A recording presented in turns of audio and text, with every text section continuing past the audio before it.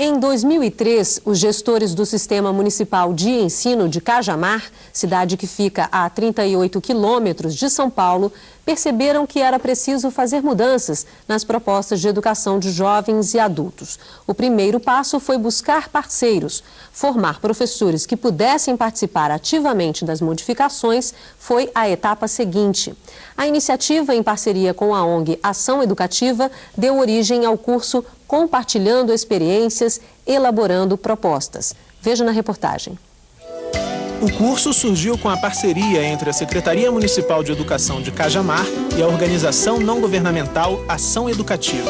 Ação Educativa é uma ONG que já tem 10 anos de vida e atua na área de educação de jovens e adultos, buscando a garantia do direito, a uma educação de qualidade dentro do cenário educacional no Brasil.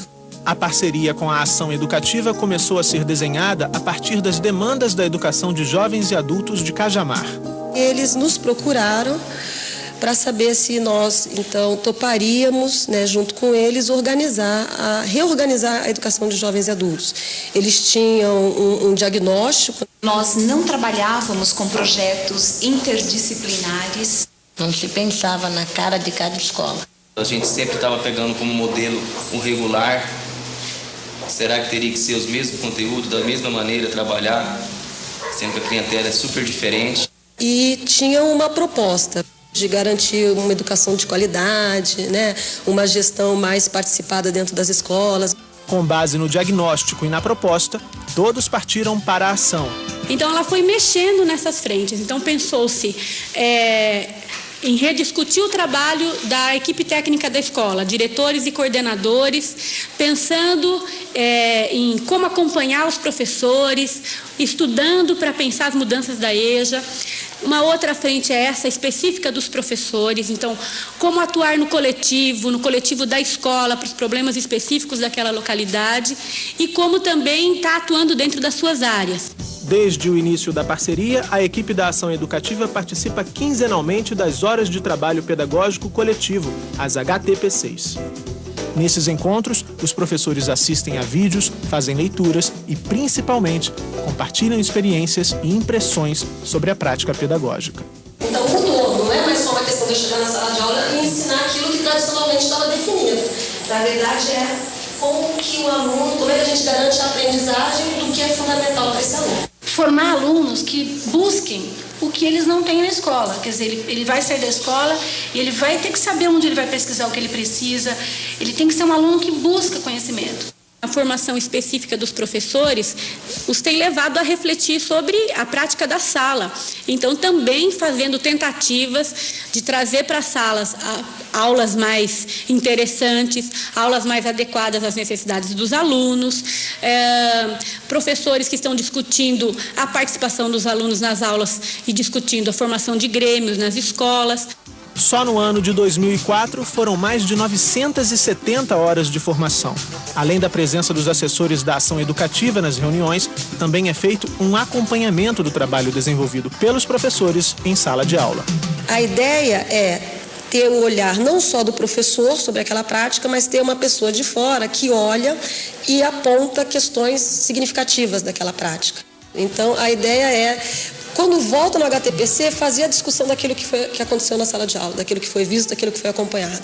Nós procuramos relacionar teoria e prática pedagógica, sempre tendo como objetivo o bem do nosso aluno, o crescimento intelectual, o crescimento social como cidadão do nosso aluno. A importância de participar aí dessa formação, que nós podemos estar trocando as experiências e estar levando em prática para as salas de aula. Estamos começando, muitos já avançaram muito, outros avançaram menos, mas todos avançaram, ninguém está no ponto que estava.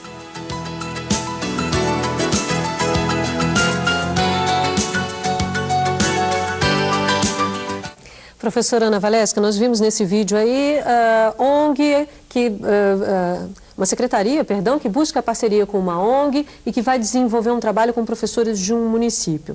A senhora é também colaboradora de uma ONG aqui no Rio de Janeiro. Qual é o papel, qual tem sido o papel das ONGs nessa busca por formação contínua para os professores?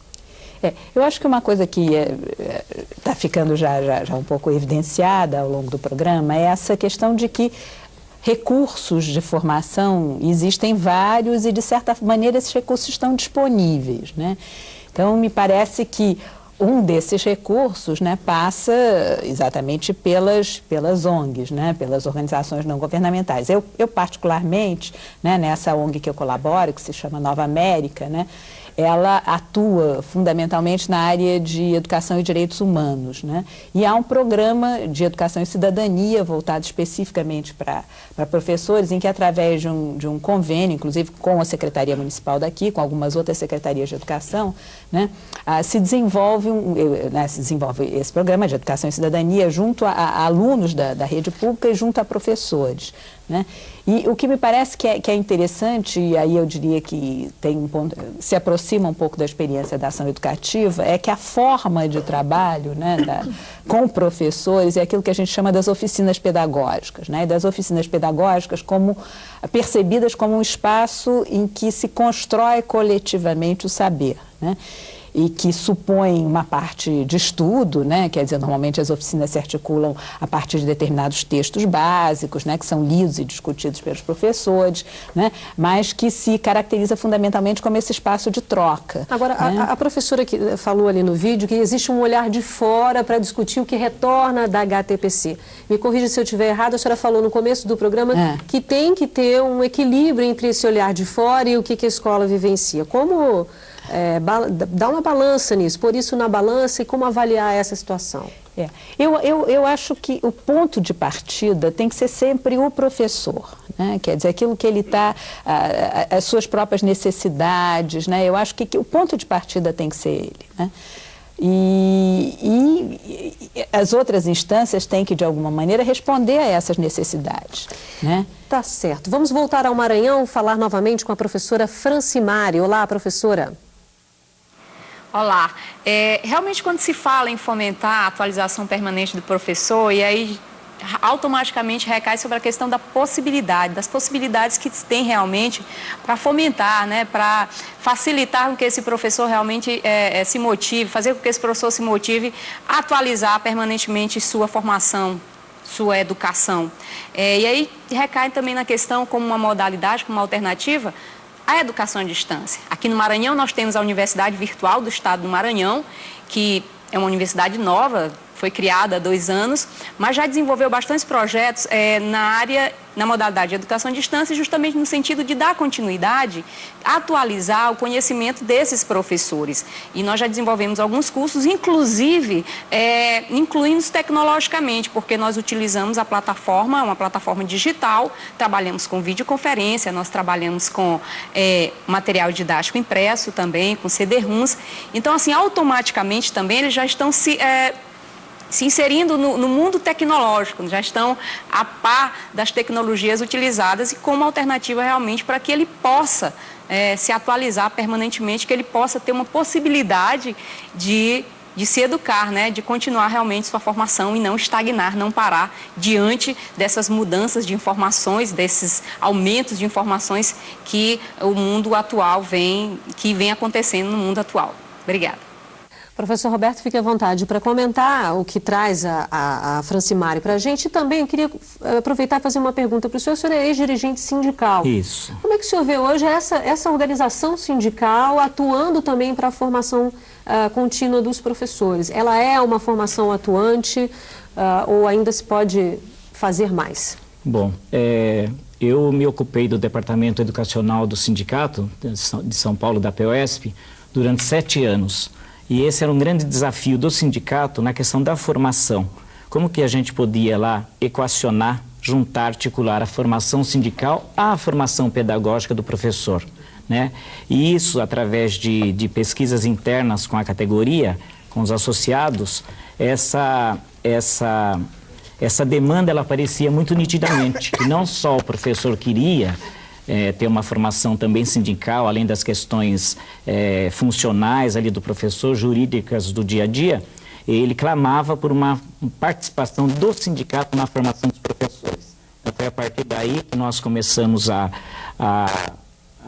intensificar as ações todas no campo pedagógico, né, articulada com a formação sindical. Então esse foi um desafio muito grande do sindicato, porque esbarrava na questão de concepção sindical, qual o papel do sindicato, se o sindicato de professores, ao atuar na formação contínua, não estaria deixando um pouco o governo ou os sistemas de ensino um pouco mais livres para não fazer nada. Livres para não fazer, né? Mas à vontade para não fazer, né? A formação sindical. Mas já temos lá 10 anos de experiências e eu acho que foi o caminho acertado, né? Tantos professores reconhecem isso daí, essa participação do sindicato, na sua formação também do dia a dia, além de outras formações. Portanto, as parcerias, elas são, e quando a Francimari, vou voltar à Francimari, ela coloca dessa questão da ação.